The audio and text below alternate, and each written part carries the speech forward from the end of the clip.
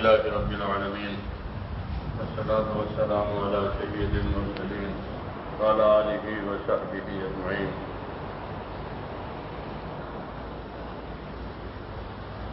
میرے پیارے بھائیوں، سب سے بڑی نعمت جو ہم کو ملی ہے وہ اللہ تعالیٰ کا دین ہے. اس سے بڑی کوئی نعمت نہیں، اس سے بڑی کوئی نعمت نہیں. ہم کو اللہ تعالیٰ نے دین دیا.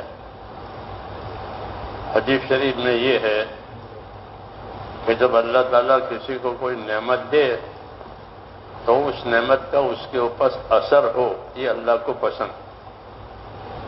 ان اللہ یحب ان یری علی عبدہ اثر نعمت، کہ اللہ تعالیٰ کو یہ بات پسند ہے کہ جب کسی کو کوئی نعمت ملے تو اس نعمت کا اس کے اوپر اثر ہو. یہ بات ایک آدمی سے حضور نے فرمائی تھی. وہ حضور کی خدمت میں حاضر ہوا، میلا کچالا، بال بکھرے ہوئے، اس حال میں وہ حاضر ہوا. آپ نے فرمایا تمہارے پاس کپڑے نہیں ہیں، مال نہیں ہے؟ فرمایا میرے پاس بہت مال ہے، میرے پاس تو غلام ہے. آپ نے فرمایا جب اتنی نعمتیں تیرے پاس ہے تو اس نعمت کا تیرے اوپر کوئی اثر تو ہونا چاہیے. یہ اسے فرمایا ان اللہ یحب ان یری علی عبدہ اثر نعمتہ، کہ جب اللہ کسی کو کوئی نعمت دے تو اس کا اثر اس کے اوپر ہونا چاہیے. مثلا کپڑا دیا ہے تو پہنے، کھانا دیا ہے تو کھائے.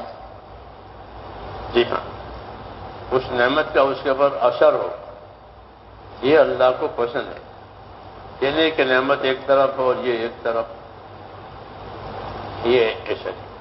تو یہ تو مادی نعمت کے بارے میں، یعنی ظاہری نعمت کے بارے میں. ایسے مانوی نعمت کے بارے میں بھی یہی بات کہ اللہ نے دین دیا ہے تو اس کے اوپر دینداری کا اثر ہو. اللہ نے قرآن دیا ہے، قرآن پڑھنا جانتا ہے تو اس کے اوپر اثر ہو. مال دیا ہے تو مال کا اثر ہو. کہ مال کا کیا اثر ہے؟ کہ مال کا اثر سخاوت ہے. مال کا اثر سخاوت ہے کہ اللہ نے مال دیا ہے تو یہ سخی رہے. حضور صلی اللہ علیہ وسلم ہجرت کر کے جب مدینہ پہنچے ہیں تو آپ نے مدینہ والوں کو سخاوت کی دعوت دی کہ سخی بنو، سخی بنو. جاہلیت میں تو تم بہت مال لٹاتے تھے اور اللہ نے تم کو اسلام دیا ہے تو تم سخی بنو، کیونکہ مال کا یہ اثر ہے. مال کا یہ اثر ہے کہ سخی بنے، خود بھی کھائے، دوسروں کو بھی کھلائے. تو آپ نے ان کو سخاوت کی دعوت دی. تو اس سخاوت کی دعوت پر مدینہ منورہ کے لوگوں نے اپنے باغوں میں جگہ جگہ راستے کھول دیے تاکہ کوئی آنے والا اندر آوے، کھانا کوئی چاہے، پانی پیے. باغوں میں یہ چیزیں ہوتی ہیں جگہ جگہ، ورنہ تو ان کے چاروں طرف باڑھ ہوتی تھی. اسے حائط کہتے ہیں. کبھی وہ مٹی کی ہوتی تھی. جی ہاں، تاکہ کوئی اندر نہ آوے، کوئی جانور نہ آوے. اب جب یہ دعوت آپ نے دی سخاوت کی تو لوگوں نے جگہ جگہ وہ دیواریں توڑ دی تاکہ کوئی مسافر کوئی بھی کہیں سے آنا جائے، باغ میں کھانا کا چاہے، پانی پینا چاہے تو، تاکہ نعمت کا اثر ظاہر ہو. تو یہ بھی ایک بات ہے کہ اللہ نے کسی کو کوئی نعمت دی ہے تو وہ نعمت کا اثر نشان اس کے اوپر ظاہر ہونا چاہیے. کھانے کی چیز دی ہے تو کھائے، پینے کی چیز دی ہے تو پیے، پہنے، اوڑھے. اور دین دیا ہے تو کہ اپنے آپ پر دینداری لاوے. کہ دین سے بڑی کوئی نعمت نہیں ہے. خاص احسان کر کے اللہ نے ہم کو دین دیا ہے، رسول دیا ہے، کتاب دی ہے. یہ خاص نعمت ہے. لقد من اللہ علی المؤمنین اذ بعث فیہم رسولا.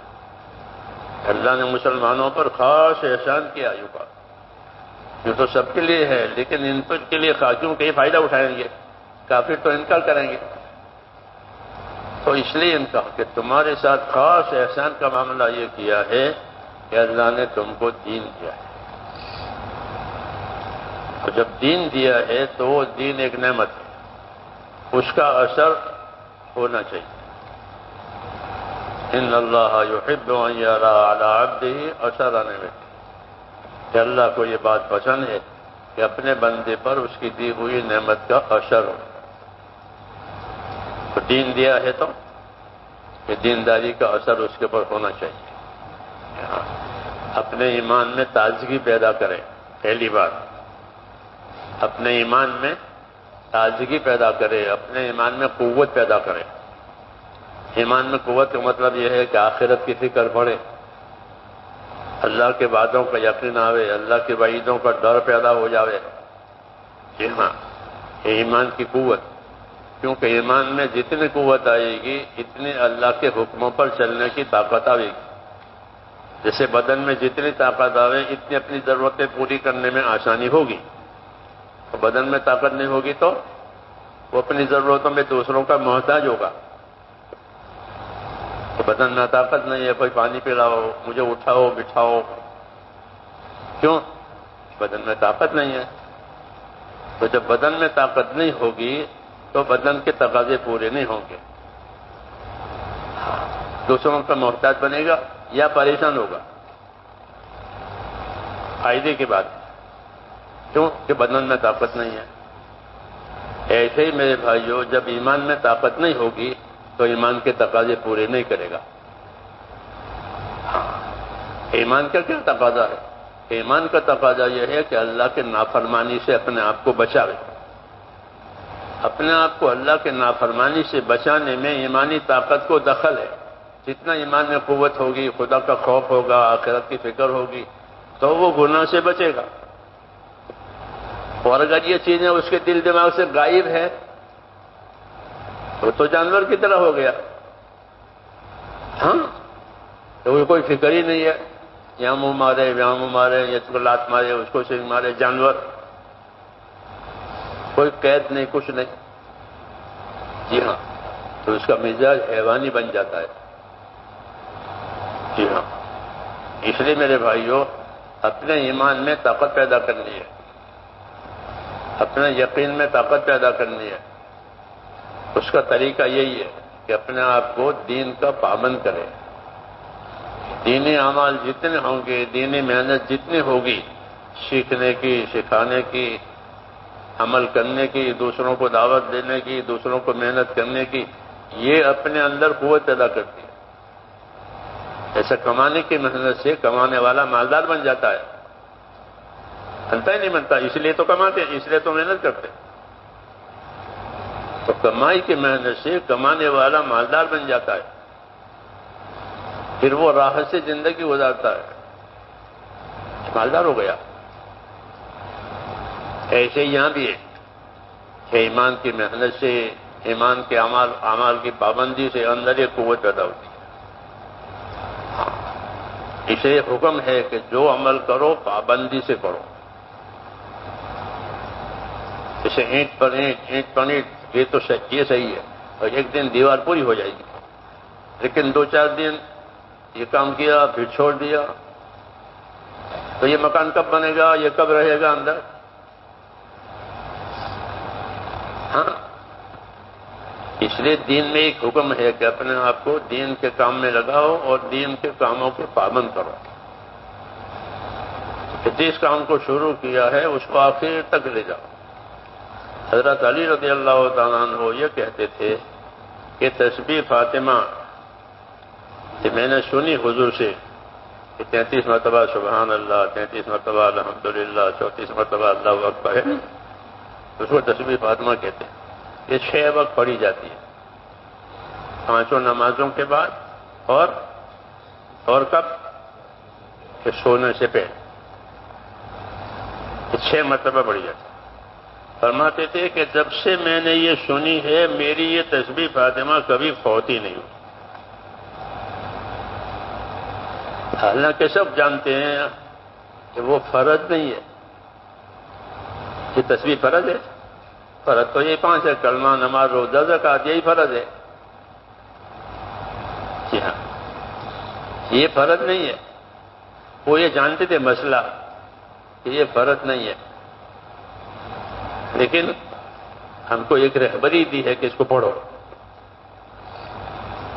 اس کو پڑھو۔ تو کہا جب سے میں نے سنی ہے یہ کبھی فوت ہی نہیں۔ کسی نے سوال کر دیا، ہوتے ہیں لوگ پوچھنے والے، کیا فلاں موقع پر میدان جنگ میں تھے اور بڑا زبردست وہ میدان تھا گرم دشمنوں میں، اس رات کیا کیا تھا؟ کہ اس رات بھی پڑی تھی۔ اس رات میں بھی پڑی تھی جب کہ دشمنوں کے نرغوں میں تھے، اس رات بھی پڑی تھی، تصویر کھاتے تھے۔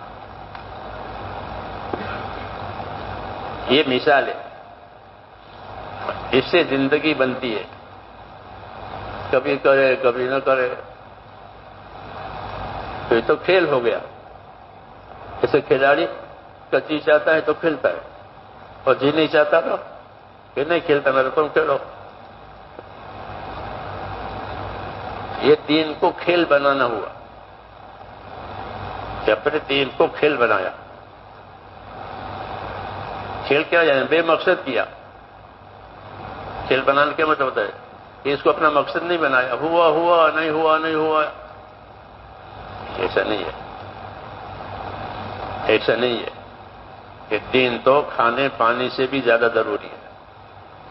کہ کھانا نہیں ملا، پانی ملا تو بھوکا مر جائے گا، تو شہید مرے گا،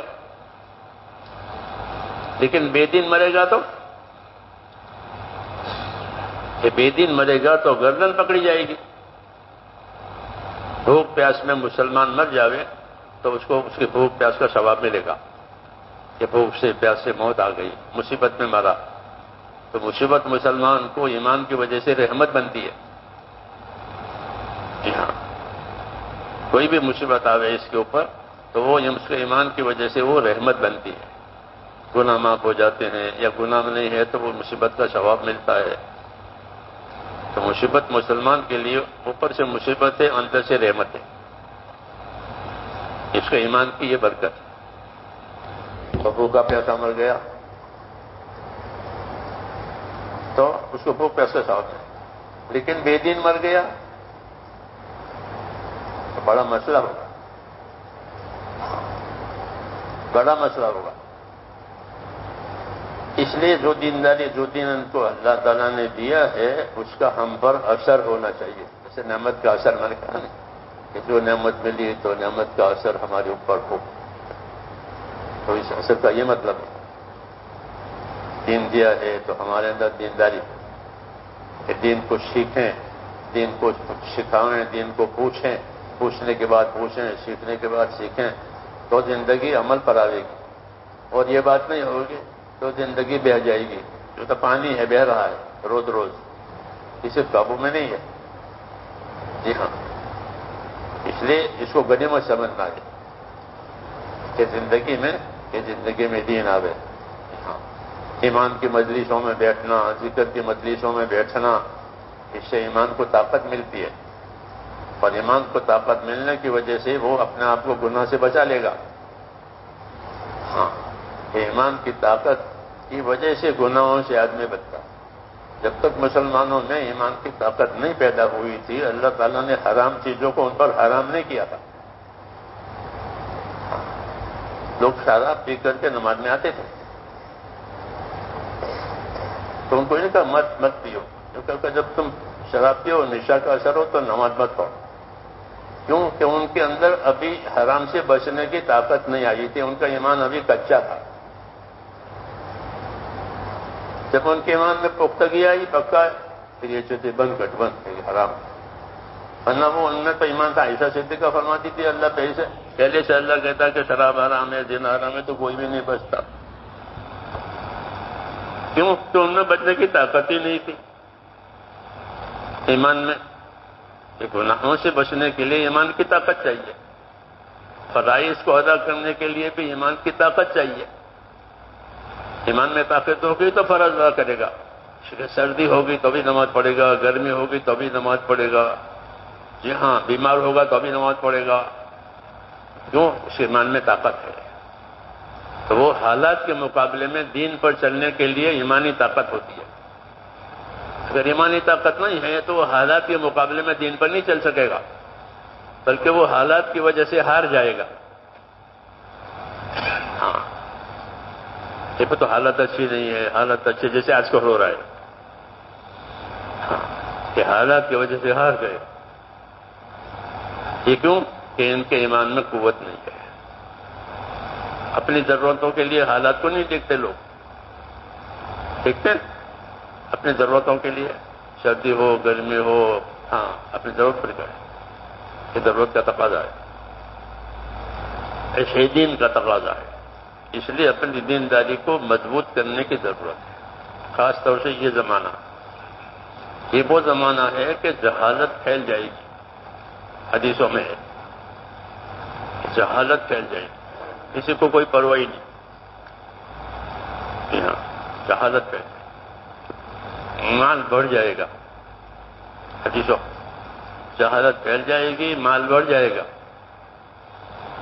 ہاں، تو پھر آدمی پھنس جائے گا مال کی وجہ سے. کیوں؟ جہالت کی وجہ سے ذمہ داری کی خبر نہیں ہے، جاہل ہے. جاہل اس کو کہتے ہیں جس کو حقوق کی خبر نہ ہو، اس کو جاہل کہتے ہیں. یہ نہیں کہ پڑھا لکھا نہیں ہے، اور وہ نہیں، بلکہ جس کو اپنے اوپر کیا کیا حقوق ہیں اس کی خبر نہ ہو، اس کو دین میں جاہل کہتے ہیں.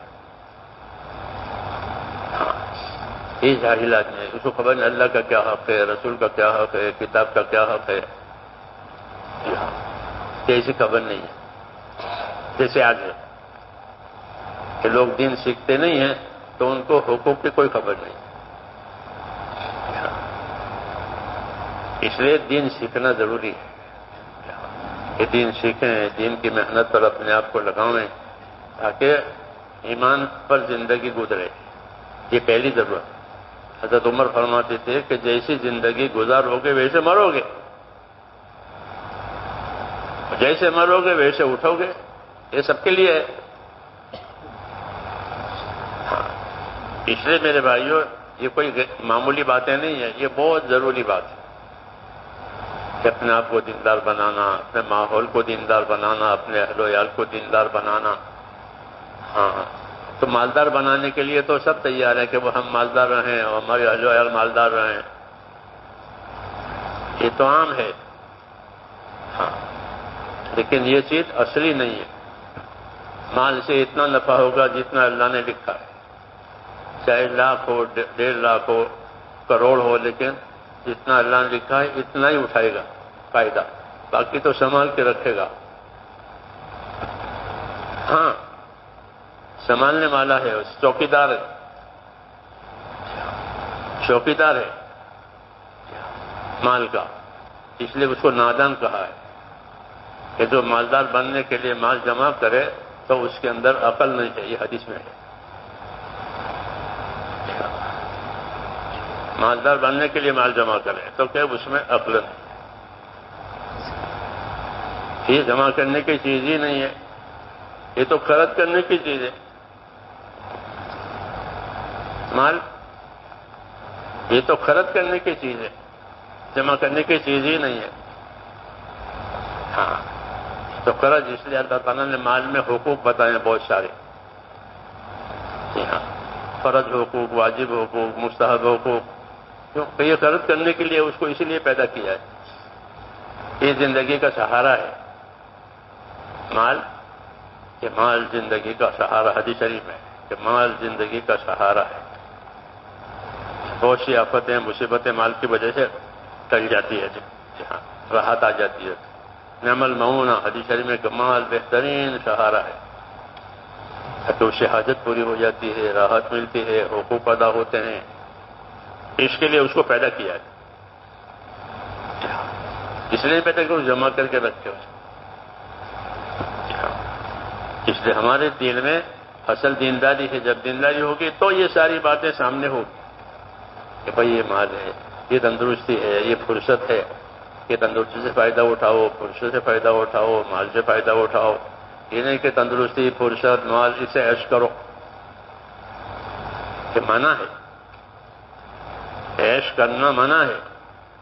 ایاک والتنعم، خبردار عیش پرست نہ بنا. کیونکہ عیش پرست بنیں گے تو کوئی حق ادا نہیں ہوگا. جی ہاں، بلکہ جس وقت میں جو حکم ہے وہ پورا کرنا ہے. جس وقت میں جو اللہ کا حکم ہے وہ پورا ہو جائے. اس کو بندگی اور عبادت کہتے ہیں. عبادت کے لیے پیدا کیا ہے کہ جس وقت میں جو حکم ہو وہ پورا ہو. اس لیے ہم اپنا مزاج یہ بنائیں کہ ہمارا مزاج عبادت کا بنے، اطاعت کا بنے، ذکر کا بنے، اللہ کے ذکر کرنے والی، علم کا مزاج کے دین سیکھنے والی بنے، تو یہ کمیاں دور ہو جائیں گی. جی ہاں، یہی مقصد ہے ان مجلسوں کا، اس ماحول کا، تاکہ زندگی کی ذمہ داریاں پوری ہو جائیں اور جو کمی ہے وہ نکل جائے. اس لیے روزانہ کچھ نہ کچھ سیکھنا اور اپنے آپ کو اپنے عملوں کا پابند کرنا. جو عمل شروع کیا ہے اسے آخر تک لے جاؤ. جیسے میں نے غزالی نے کہا کہ یہ تصویر فاطمہ کہ جب سے میں نے سنی ہے وہ کبھی فوت ہی نہیں ہوئی. حالانکہ وہ کوئی واجب نہیں ہے، مستحب ہے. ایک عمل ہے، ایک عمل ہے. اس کو ہاتھ پر لیا تو اس کو آخر تک چلایا. یہی طریقہ ہے. ایسا ہی کریں گے انشاءاللہ. ہاں، اور یہ رمضان میں اس کی مشق ہو جاتی ہے. ہاں، کہ رمضان اچھا گزرتا ہے تو سارا سال اچھا گزرے گا. اس لیے رمضان میں اس کی مشق کریں. پر آج جمعہ ہے، آج شب جمعہ ہے. شب جمعہ برکت کی رات ہے. اس میں اللہ سے مانگیں، اللہ سے دعائیں مانگیں. ہاں، جمعہ کا دن بھی برکت والا ہے. جمعہ کے دن کی برکتیں حاصل. جمعہ کے دن میں فضیلت بڑھ جاتی ہے کہ ایک عمل جمعہ کی وجہ سے وہ 70 گنا بڑھ جاتا ہے. 1 روپیہ خیرات کرو تو جمعہ کے دن کی وجہ سے 70 کا ثواب ملے. ہاں، اس قسم کی فضیلت کی چیزوں کو یاد کرنا چاہیے. ہاں، تاکہ اس موقع کے جو اعمال ہیں وہ ادا ہو جائے. کہ جمعہ کے دن کی نیکی 70 گنا یا 70 گنا ہو جائے. تو اسی بھی قدر کریں. جمعہ کے دن زیادہ درود شریف پڑھیں. حدیثوں میں کہ جمعہ کا دن مبارک دن ہے، میرے اوپر درود شریف زیادہ بھیجا کرو. ہمارے حضرت بعض حضرات کہتے ہیں ہمارے کم سے کم جمعہ کے دن 300 مرتبہ درود شریف پڑھ لینا چاہیے. ہمارے بعض حضرات یہ تلقین کرتے تھے کہ جمعہ کے دن 300 مرتبہ درود شریف پڑھیں کہ زیادہ کی حد یہ ادنا حد. اور بھی دوسرے نوافل ہیں، صلاۃ التسبیح ہیں، یہ چیزیں یہ پڑھیں اس کو. جی ہاں، فرائض بھی ادا کریں، نوافل بھی پڑھیں. جی ہاں، اس سے دینی مزاج بنتا ہے. اس سے دینی مزاج بنتا ہے. ورنہ تو کھانا پینا زندگی پوری ہو جائے گی کھا پی کر. تو ایسے مبارک موقعوں کی فائدہ اٹھائیں کہ شب جمعہ ہے.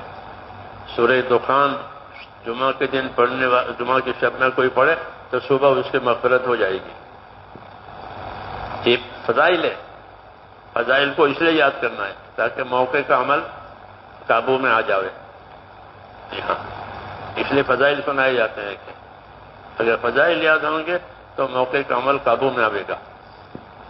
اس لیے فضائل سنائے جاتے ہیں، فضائل پڑھے جاتے ہیں. کیونکہ یہ اس کا درجہ پہلا ہے کہ پہلے فضیلت معلوم ہو جائے تو شوق پیدا ہوگا. شوق ہوتا عمل کرے گا تو طریقہ معلوم کرے گا. تو پھر شریعت پر عمل ہوگا. کیونکہ شریعت طریقوں کا نام ہے. شریعت طریقوں کا نام ہے. لیکن شوق ہی نہ ہو تو طریقوں پر کہاں جائے گا؟ عمل ہی نہیں ہے. اس لیے فضائل سنائے جاتے ہیں، فضائل یاد بھی کیے جاتے ہیں تاکہ عمل کا شوق پیدا ہو. جب شوق پیدا ہو تو طریقہ پوچھے گا کہ صلاۃ التسبیح پڑھنے کا کیا طریقہ ہے؟ صلاۃ التسبیح پڑھ کر کیا دعا مانگنی چاہیے؟ ہاں، تو شوق پیدا ہو تو یہ چیزیں پیدا ہوتی ہیں. اس لیے شوق بھی پیدا کرنا ہے. جی ہاں، شوق بھی پیدا کرنا ہے کہ شوق کی وجہ سے عمل آسان ہو جاتا ہے. پھر بوجھ نہیں ہوتا. کچھ کو شوق ہے تو شوق پیدا کرانے کے لیے اللہ نے فضائل بتائے ہیں، برکتیں بتائی ہیں. جب وہ جان میں ہوگی تو عمل ہوتے رہیں گے اور بوجھ نہیں پڑے گا. اس لیے یہ دن خاص طور سے رمضان کے ہیں، اس سے اللہ تعالیٰ سے خوب مانگیں کہ اللہ تعالیٰ اسے ہمیں پورا نفع پہنچا اور کوئی چیز کوئی وقت بھی ہمارا ضائع نہ. کریں گے انشاءاللہ. اللهم صل وسلم وبارك على سيدنا محمد النبي الأمي وآله وصحبه أجمعين. اللهم ألهمنا مراشد أمورنا وعيدنا من شرور نفوسنا. اللهم وفقنا لما تحب وترضى وجعل آخرتنا خيرا من الأولى. اللهم سلمنا لرمضان وسلم رمضان لنا. اللهم إنك عفو تحب العفو فاعف عنا. ربنا آتنا في الدنيا حسنة وفي الآخرة حسنة وقنا عذاب النار. وصلى الله تعالى على خير